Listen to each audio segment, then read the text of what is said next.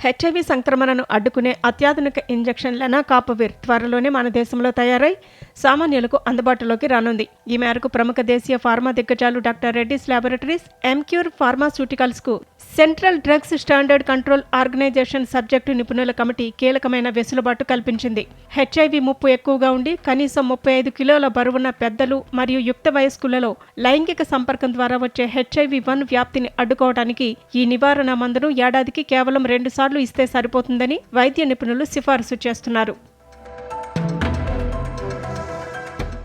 ఈ సూది మందును దేశీయంగా ఉత్పత్తి చేసి విక్రయించేందుకు వీలుగా కంపెనీలు కోరిన 3వ దశ క్లినికల్ పరీక్షలు మరియు బయో ఈక్వివలెన్స్ అధ్యయనాల నుంచి CDSCO మినహాయింపునిచ్చింది. ఈ నెలలో జరిగిన ఉన్నత స్థాయి సమావేశంలో ఈ ప్రతిపాదనలకు అధికారికంగా ఆమోదం లభించింది. అయితే మార్కెట్లోకి విడుదలైన తర్వాత నిర్వహించే ఫేజ్ 4 క్లినికల్ పరీక్షల ద్వారా ఔషధ ప్రభావశీలత వివరాలను సేకరించి ప్రభుత్వానికి సమర్పించాలని సదరు కంపెనీలను అధికారులు ఆదేశించారు. డాక్టర్ రెడ్డీస్ సంస్థ ఈ ఇంజెక్షన్ను 463.5 మిల్లీగ్రాములు అంటే 1.5 మిల్లీలీటర్ల మోతాదు సామర్థ్యంతో తయారు చేసేందుకు ప్రతిపాదనలు సమర్పించింది. అలాగే ఎంక్యూర్ సంస్థ కూడా ఇదే రకమైన ప్రణాళికలను అందజేసింది. మార్కెటింగ్ అనుమతులు లభించిన 3 నెలల్లోపు ఈ 2 కంపెనీలు ఫేజ్ 4 అధ్యయన ప్రణాళికలను CDSCOకు సమర్పించాల్సి ఉంటుంది.